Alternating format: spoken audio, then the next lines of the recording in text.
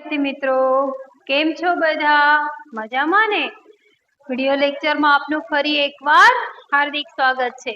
આજે આપણે ધોરણ 8 વિષય હિન્દી વિષયાંક કર્મયોगी લાલ બહાદુર शास्त्री એમના લેખક છે शंकर दयाल शर्मा।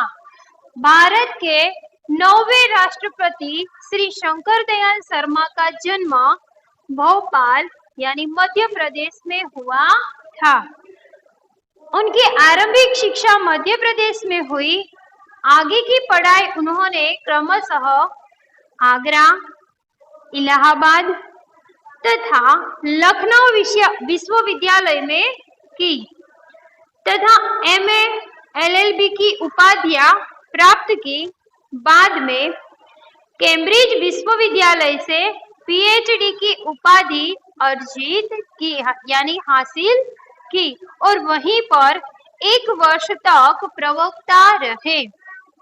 तत्पश्चात भारत लौटकर आप राजनीति में सक्रिय हुए। विधायक और सांसद के रूप में आरंभ हुई आपकी राजनीतिक यात्रा राज्यपाल, उपराष्ट्रपति और राष्ट्रपति के सर्वोच्च पद पर जाकर समाप्त हुई। हिंदी और अंग्रेजी दोनों भाषाओं में आपने अनेक पुस्तकें लिखी, जिनमें से कुछ इस प्रकार है। देशमणि, हमारे पथदर्शक, प्रतिष्ठित भारतीय तथा हमारे चिंतन की मूलधारा। कर्मयोगी लाल बहादुर शास्त्री रेखाचित्र में लेखक शास्त्री जी के व्यक्तित्व का विश्लेषण करते हुए यह निष्कर्ष प्रस्तुत करते हैं कि अपनी कर्मठता के गुण के कारण लाल बहादुर शास्त्री एक अति सामान्य परिवार से उठकर देश के प्रधानमंत्री पद तक पहुंचे। वे कर्म को ही ईश्वर मानते थे। कर्म के प्रति अटल आस्था एवं संपूर्ण विश्वास, संपूर्ण समर्पण उनके जीवन विकास का मूलाधार था। इस इकाई में समाविष्ट मूल्य समर्पण भावना, कर्तव्यनिष्ठता और कर्मठता, सेवा आदि है। अब हम ये पाठ पढ़कर समझेंगे। शास्त्री जी के नाम के साथ कर्मयोगी विशेषण जोड़ना बिल्कुल उपयुक्त है, क्योंकि मुझे तो उनका सारा जीवन ही कर्म से भरा हुआ मालूम पड़ता है। शास्त्री जी सामान्य परिवार से ऊपर उठकर देश के प्रधानमंत्री के जिस महत्वपूर्ण पद तक पहुंचे, उसका रहस्य उनके कर्म योगी होने में ही छिपा हुआ है। वे उन लोगों में भी नहीं थे जो भाग्य पर भरोसा करके बैठे रहते हैं और अचानक कभी सफलता मिल जाती है, बल्कि वे उन लोगों में से थे जिनको अपनी हथेली की लकीरों के बजाय अपने चिंतन और कर्म की शक्ति पर अधिक भरोसा होता है और वे क्रमशः अपने जीवन का रास्ता बनाते हुए आगे बढ़ते हैं। शास्त्री जी के लिए कर्म ही ईश्वर था और इसके प्रति बिना किसी फल की आशा किए संपूर्ण भाव से समर्पित रहते थे। यानी शास्त्री जी के नाम के आगे लेखक कहते हैं कि कर्मयोगी विशेषण जोड़ना सही है। कौन सा विशेषण? कर्मयोगी विशेषण। क्यों? क्योंकि शास्त्री जी जो थे उनका सारा जीवन जो है वह कर्म से भरा हुआ था।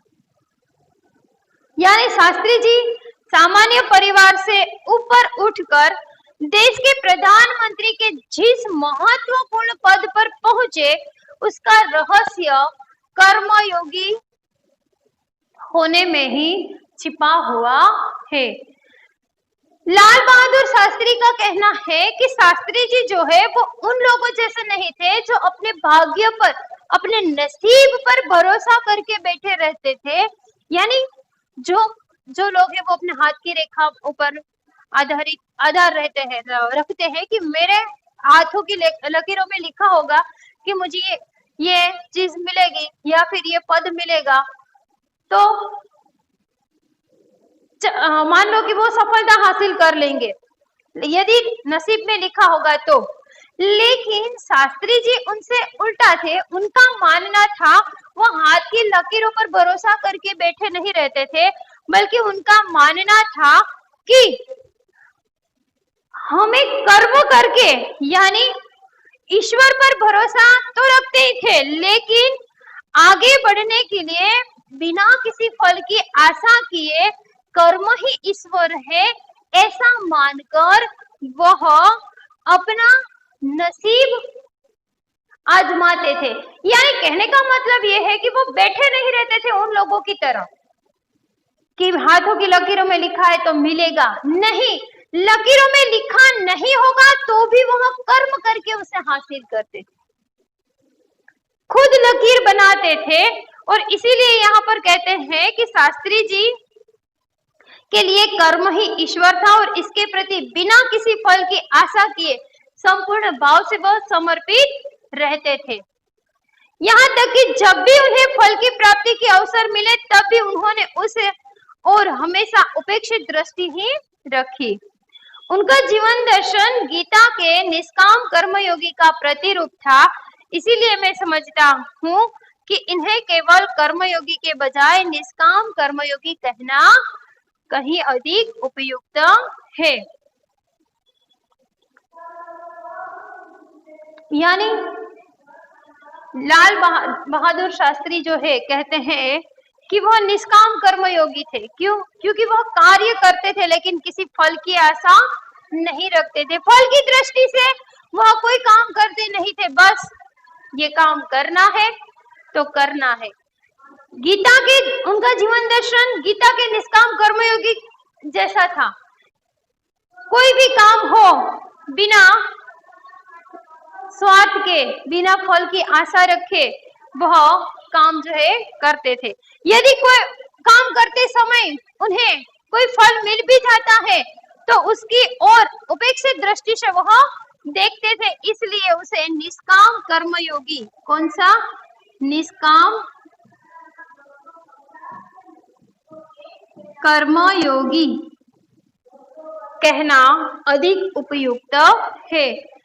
क्योंकि लाल बहादुर शास्त्री जो है, मैंने पहले भी बताया कि वह हाथों की लकीरों पर मानकर चलने वालों में से नहीं थे, भाग्य पर भरोसा रख के बैठने वालों में से नहीं थे, जिनको अपनी हथेली की लकीरों के बजाय अपने चिंतन और कर्म की शक्ति पर अधिक भरोसा होता था। वैसे थे वह अपनी मेहनत से, अपने भरोसे से अपने जीवन के रास्ते को बनाते हुए आगे चलते थे। यानी कि मेहनत और कर्म के माध्यम से वह अपने जीवन के कहते हैं कि हर एक रास्ते को बनाते गए और आगे बढ़ते गए। अपने उद्देश्य के प्रति दृढ़ आस्था, उस उद्देश्य को प्राप्त करने के लिए कर्म का भाव तथा उस कर्म के प्रति संपूर्ण समर्पण, ये तीन बातें मुझे उनके संपूर्ण चरित्र तथा जीवन दर्शन में दिखाई पड़ती है। अपने एक भाषण में उन्होंने इसी तरह एक विचार व्यक्त करते हुए कहा था, यहाँ तक कि भले ही आप राजनीतिक क्षेत्र या सामाजिक क्षेत्र या किसी अन्य क्षेत्र में कार्य करते हैं, यदि आप उसमें सफल होना चाहते हैं, अपने दायित्वों का पूरी तरह से निर्वाह करना चाहते हैं, तो आपके कार्य और समर्पण तथा भक्ति और कर्म में समन्वय होना चाहिए। शंकर दयाल शर्मा कहते हैं कि लाल बहादुर शास्त्री जो है, उनका उद्देश्य, मान लो कि उनका कोई उद्देश्य है तो उनके प्रति वह सिर्फ तीन बातें जो है वह याद रखते थे। कौन सी तीन बातें? कौन सी तीन बातें जो शंकर दयाल शर्मा को लाल बहादुर शास्त्री के जीवन दर्शन में दिखाई पड़ी? तो पहले कि अपने उद्देश्य के प्रति दृढ़ आस्था, यानी कि उनका जो उद्देश्य है उनके प्रति उन्हें दृढ़ आस्था थी उस उद्देश्य को प्राप्त करने के लिए कर्म का भाव, यानी पहला था दृढ़ आस्था, ठीक है। दूसरा, उद्देश्य को प्राप्त करने के लिए कर्म का भाव, यानी हम जो कार्य करते हैं उस कार्य को हम किस इच्छा से प्राप्त करना चाहते हैं, पूर्ण करना चाहते हैं, वो भाव। तीसरा, उस कर्म के प्रति संपूर्ण समर्पण, संपूर्ण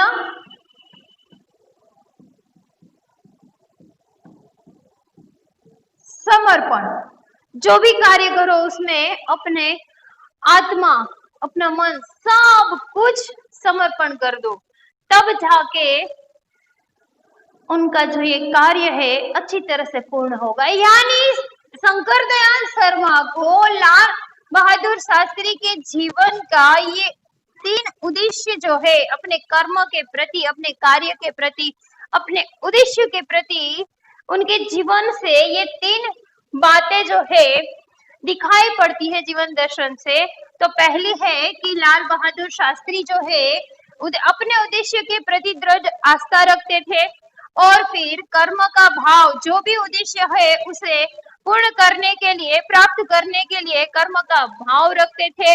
और तीसरा कि जो भी उद्देश्य हो उस उद्देश्य के प्रति संपूर्ण समर्पण, त्याग करने की भावना रखते थे।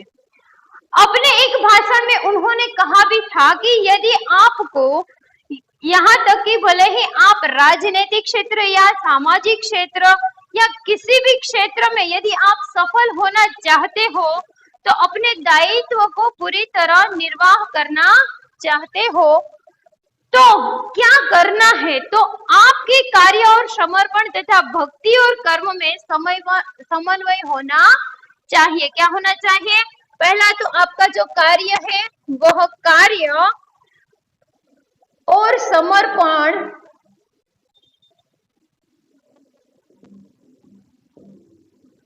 तथा भक्ति और कर्म,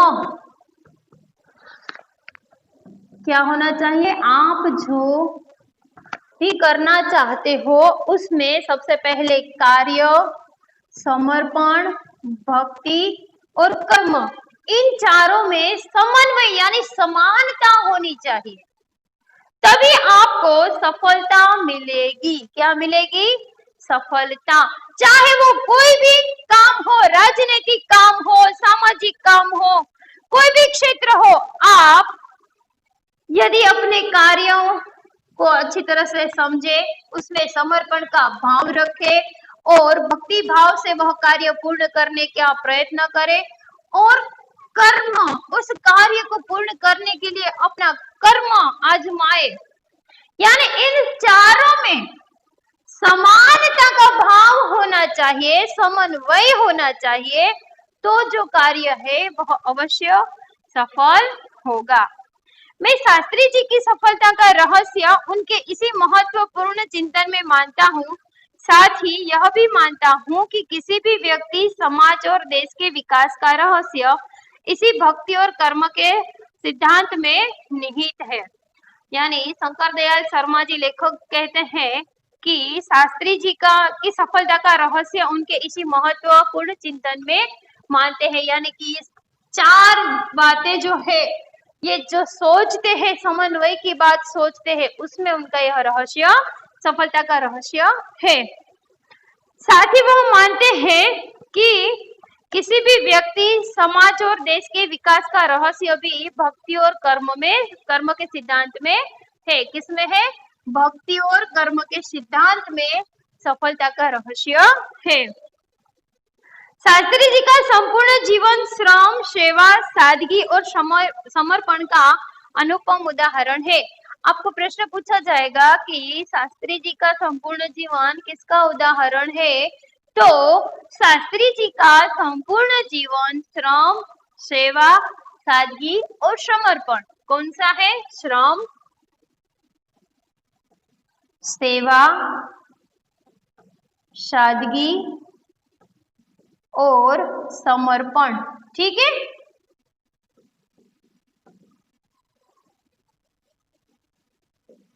समर्पण का अनुपम उदाहरण है। उनके ये गुण केवल उनके कार्यों और विचारों में ही अभिव्यक्त नहीं पाते थे, बल्कि उनको देखने से ही इन सभी भावों का एहसास हो जाता था।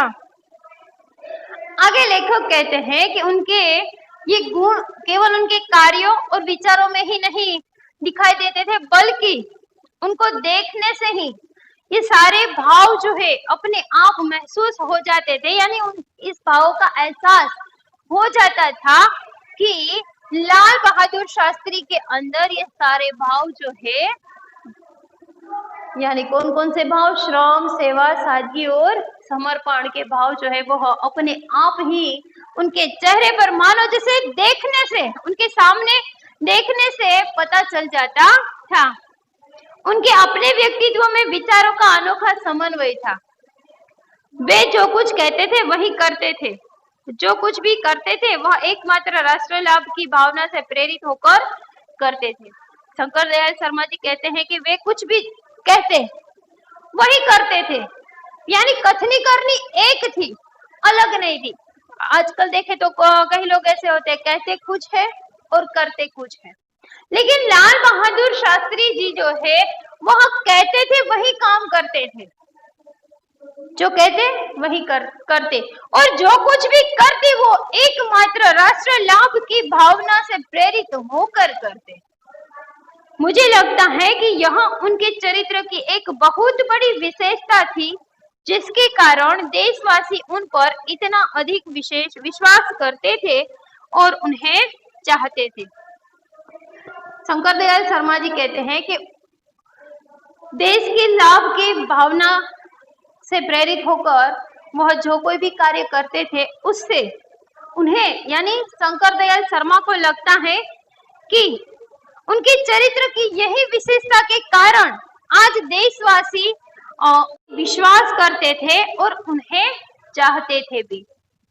पंडित नेहरू की समृद्ध राजनीतिक विरासत को संभालना और उसे आगे ले जाने का काम कठिन नहीं था, लेकिन देश ने उस समय यह साफ साफ देखा कि उसे संभालने की ताकत शास्त्री जी में ही है, और शास्त्री जी ने अपने निर्मल चरित्र और दृढ़ संकल्प शक्ति द्वारा देश की इस आकांक्षा को पूरा किया। कहते हैं कि पंडित नेहरू की समृद्ध राजनीतिक विरासत को संभालना और उसे आगे ले जाने का काम कठिन नहीं है, लेकिन उस समय लोगों को लगा कि यह विरासत को आगे ले जाने के लिए उसे संभालने की जो शक्ति है, जो ताकत है, जो आकांक्षा है, वह और किसी में नहीं, सिर्फ शास्त्री जी में है। क्योंकि शास्त्री जी ने अपने निर्मल चरित्र और दृढ़ संकल्प शक्ति द्वारा देश की इस आकांक्षा को भी पूरा किया। जब उसके हाथ में ये दौड़ दी गई तो उसने बड़े निर्मल चरित्र से और दृढ़ संकल्प शक्ति द्वारा यह कार्य भी पूरा किया। शास्त्री जी की एक सबसे बड़ी विशेषता यह थी कि वे एक सामान्य परिवार में पैदा हुए थे। सामान्य परिवार में ही उनकी परवरिश हुई और जब वे देश के प्रधानमंत्री जैसे महत्वपूर्ण पद पर पहुंचे तब भी वह सामान्य ही बने रहे। देखो, शास्त्री जी की विशेषता के बारे में बताया गया है। यहाँ शंकर दयाल शर्मा जी ने बताया कि शास्त्री जी की एक विशेषता थी कि वह सबसे बड़ी विशेषता है कि वह सामान्य परिवार में पैदा हुए, उनकी परवरिश भी सामान्य परिवार में भी हुई, और कहते हैं कि प्रधानमंत्री जैसे महत्वपूर्ण पद पर वह पहुंचे तब भी वह सामान्य ही बने रहे। यानी उन्हें जो महत्वपूर्ण सामान्य व्यक्ति, देखो आम व्यक्ति क्या करेगा, महत्वपूर्ण पद पर पहुंचेगा तो या तो अहंकारी हो जाएगा, अभिमानी हो जाएगा, उस पद का उसे गर्व हो जाएगा, लेकिन शास्त्री जी को ऐसे कोई, कहते हैं कि ऐसी कोई बात छू नहीं सकी, वह सामान्य थे और सामान्य ही बने रहे, महत्वपूर्ण पद पर पहुंचे तब भी। कहते हैं कि विनम्रता, सादगी और सरलता उनके व्यक्तित्व में एक विशिष्ट प्रकार का आकर्षण पैदा करते थे। क्या? विनम्रता,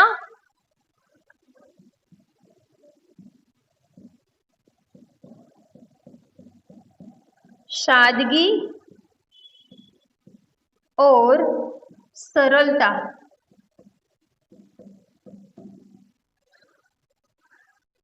उनके व्यक्तित्व में एक विशिष्ट प्रकार का आकर्षण पैदा करते थे। इस दृष्टि से शास्त्री जी का व्यक्तित्व बापू के अधिक करीब था और कहना न होगा कि बापू से प्रभावित होकर ही सन 1921 में उन्होंने अपनी पढ़ाई छोड़ दी थी। यानी कि उनके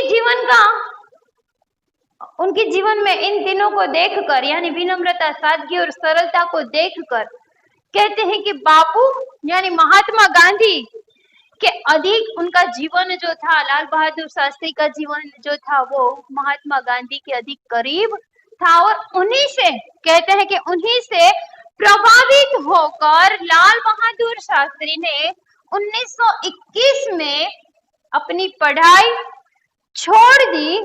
शास्त्री जी पर भारतीय चिंतकों डॉक्टर भगवान दास तथा बापू का कुछ ऐसा प्रभाव रहा कि जीवन भर उन्हीं आदर्शों पर चलते रहे तथा औरों को इसके लिए प्रेरित करते रहे। शास्त्री जी के संबंध में मुझे बाइबिल की वह उक्ति बिल्कुल सही जान पड़ती है कि विनम्र ही पृथ्वी के वारिस होंगे। यानी वो इतने विनम्र थे, यानी गांधी जी और भारतीय चिंतक और डॉक्टर भगवान दास तथा बापू का कुछ उन पर ऐसा प्रभाव पड़ा कि इसके लिए वह जीवन भर उसके आदर्शों पर चलते रहे और दूसरों को भी उस आदर्शों पर चलने के लिए प्रेरित करते रहे। और इसीलिए शंकर दयाल शर्मा जो है वो कहते हैं कि बाइबल की उक्ति उन्हें याद आ रही है कि विनम्र ही पृथ्वी के वारिस होंगे। कौन होगा? विनम्र ही पृथ्वी के वारिस होंगे। यानी लाल बहादुर शास्त्री के लिए ये उक्ति बिल्कुल ही सही जान पड़ती है। शास्त्री जी ने हमारे देश के स्वतंत्रता संग्राम में तब प्रवेश किया था जब वे एक स्कूल में विद्यार्थी थे और उस समय उनकी उम्र 17 वर्ष की थी। गांधी जी के आह्वान पर वे स्कूल छोड़कर बाहर आ गए थे। इसके बाद काशी विद्यापीठ में उन्होंने अपनी शिक्षा पूरी की। उनका मन हमेशा देश की आजादी और सामाजिक कार्यों की ओर लगा रहा। यानी शास्त्री जी ने हमारे देश के स्वतंत्रता संग्राम में तब प्रवेश किया जब वे एक स्कूल के विद्यार्थी थे, छात्र थे। यानी उस समय उसकी उम्र जो है 17 वर्ष की थी और गांधी जी ने सत्याग्रह के लिए आह्वान किया तो वह स्कूल छोड़कर बाहर आ गए और इस कार्य में जुड़ गए। उसके बाद उन्होंने काशी विद्यापीठ में अपनी शिक्षा जो है वह पूरी की। उनका जो मन है हमेशा देश की सेवा में और आजादी और सामाजिक कार्यों की ओर लगा रहा। परिणाम यह हुआ कि सन 1926 में वे लोक सेवा मंडल में शामिल हो गए, जिसके वे जीवन भर सदस्य रहे। इसमें शामिल होने के बाद से शास्त्री जी ने गांधी जी के विचारों को अनुरूप अछूतोद्धार के काम में अपने आप को लगाया। यानी 1926 में उन्होंने लोक सेवा मंडल में अपने आप को शामिल कर दिया और वहां पर भी वह जीवन कहते हैं कि उस संस्था के यानी कि लोक सेवा मंडल के वह जीवन भर सदस्य बने रहे। इसमें शामिल होने के बाद उन्होंने गांधी जी के जो विचार थे अछूतोद्धार यानी अछूत लोगों का उद्धार करना, वह उन्होंने कार्य अपने आप को उस कार्य में लगा दिया। उसको दूर करने के लिए अछूतोद्धार का काम करने के लिए अपने आप को लगा दिया। यहाँ से शास्त्री जी के जीवन का एक नया अध्याय जो है वह शुरू होता है, प्रारंभ होता है। कहते हैं कि सन 1930 में जब नमक कानून तोड़ो आंदोलन शुरू हुआ तो शास्त्री जी ने उसमें भाग लिया, जिसके परिणाम स्वरूप उन्हें जेल जाना पड़ा। अब आपको प्रश्न पूछा जाएगा कि लाल बहादुर शास्त्री की जेल यात्रा कब शुरू हुई थी? तो 1930 में लाल बहादुर शास्त्री जब नमक कानून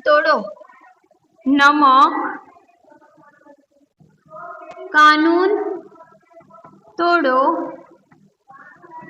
आंदोलन में जुड़े, तब वो कहते हैं कि उनकी जेल यात्रा जो है प्रारंभ होती है, उन्हें जेल जाना पड़ता है। यहाँ से शास्त्री जी की जेल यात्रा की जो शुरुआत हुई तो वह सन 1942 के भारत छोड़ो आंदोलन तक निरंतर चलती,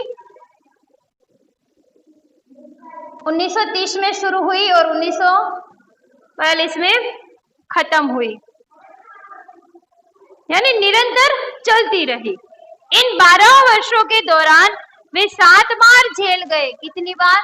7 बार वह जेल गए। इसी से यह अंदाजा लगाया जा सकता है कि उनके अंदर देश की आजादी के लिए कितनी बड़ी ललक थी। दूसरी जेल यात्रा उन्हें सन 1932 में किसान आंदोलन में भाग लेने के लिए करनी पड़ी। 30 के बाद 32 में वह गए जेल यात्रा में, जो किसानों के लिए आंदोलन था, उसके कारण वह जेल गए। फिर सन 1942 की उनकी जेल यात्रा 3 वर्ष की थी, जो सबसे लंबी जेल यात्रा थी। यानी